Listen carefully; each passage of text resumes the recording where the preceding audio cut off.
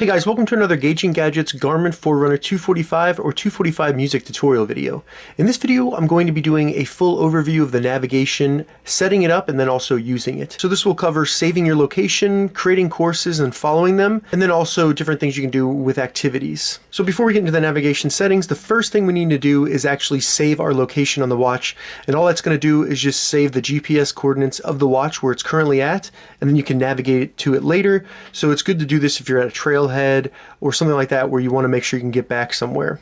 So we do that by holding down the light button. It's going to bring up the control menu, and then you simply find this little red map marker right here, and that's save location. So if I do that, it's going to bring up the GPS and then save the location in my watch. If you don't have that actual icon, you may need to add it in the control menu options by just holding up the up button. Once the GPS is completed, it'll bring up a screen showing the current coordinates of your location, and you just select the start button to save it. So now we have our save location. The name of it is going to be just the current date and time. You can edit it by going down to edit. So you can change the name right here and also change the icon. I'm not going to do any of that right now because it's not really important for this tutorial. Now that we're back at the watch face, to begin navigating and get into the navigation settings, all we need to do is start an activity. So we'll go into start, and then I'm going to select run, but you can do it with any of the activities here. There actually is not a dedicated navigation activity like some of the other Forerunners. So we'll go into run, and then once we get into run, we're going to select the up button. Now to get to the navigation settings, we'll press up again, and you'll see navigation right there. Select that.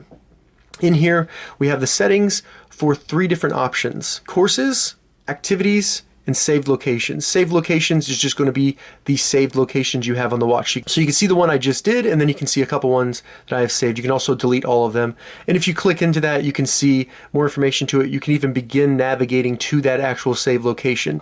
So that's going to be the first basic way you start navigating. You just go into the saved locations and you select go to on one of them. But in here, as you can see the position, elevation, all that kind of information. And that's basically all you can do in saved locations. Now in activities, if we click into that, you can see previous activities that were recorded on the watch, but you can also click into them and you have a couple different options. So we can go to it, meaning we can navigate to the actual activity. We can also select the map and actually see what it looked like. We can zoom in right there.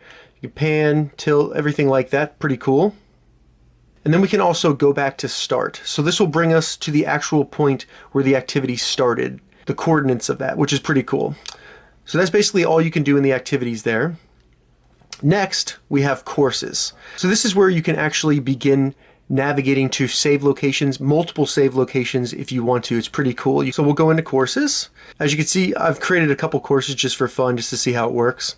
We'll go into create a course right here. So create new, and then we can name it, just use the default name, and then we can add locations. So I like to do my current location as the first location. It's going to figure that out on GPS. So basically right here with these locations, what we're doing is we're kind of putting the plots on the map where we're going to have the watch navigate us to. So if you have like 5 of them, you'll go in that order to each of them right there, and the watch will navigate you to the individual plots and save locations in the course. So it's good to start out with your current location because then you can get to the first actual save location. So after that, we can go to add location again, and in these options you have current location, which we just did, and then you can also go through your save location list right here. So I'll go through some of the ones I've done before, and I'm going to add 2 of them, 2 of the save locations. And once we're finished, we just go down to done right here. And it's going to create that course, so that course is now saved as course 5. We can see it on a map right here. So as you can see, it's kind of a line like that. Map's pretty cool. You do get some kind of scaling and stuff like that.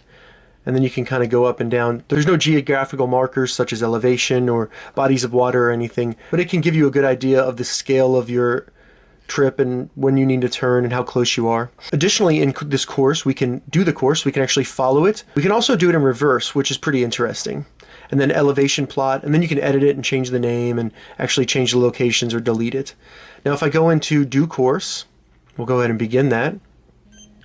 So as you can see, it's telling me that I'm on course. So if I got off course, where I was kind of drifting out of the trail that it wants me to take, then it's going to tell me I'm off course and that I need to change my heading so I can stay on course, which is pretty cool. So in here, if we go into options by pressing the up button, we can see that we have a couple different things. We can go into pan and zoom if we want to look a little closer, and then also move the map so we can see different areas on the map that we want to. Now to end this and start it again or save it, it's just like an activity.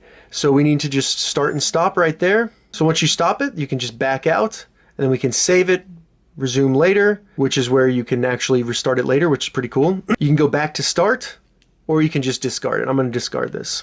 Now one last thing I want to show you, if I start an activity right here, so this is just the running activity. So say I started on a trail run, I'm running on a trail and I want to go back to where I started the trail. All I need to do is go to up button, hold it down, go down to navigation, and then go to back to start. So what it's going to do, and I can do Tracback, they also have straight line, but Tracback is where it's going to guide you on the specific trail that you actually took. So you'll be taking it step by step. So I'll just do Tracback. Then as you can see, it's navigating me back to it. It's going to tell me which direction to go and then how far I need to go. So that was a full overview of navigation on the Garmin Forerunner 245, and also how to set up courses and save locations. If you have any questions about this, leave a comment below. I'll get back to you as soon as I can. If you'd like to see more Garmin Forerunner 245 tutorial videos, check the link in the description. If this video helped you, give it a thumbs up, and please consider subscribing to my channel, Gauging Gadgets, more gadget reviews and tech tutorials. Thank you so much for watching.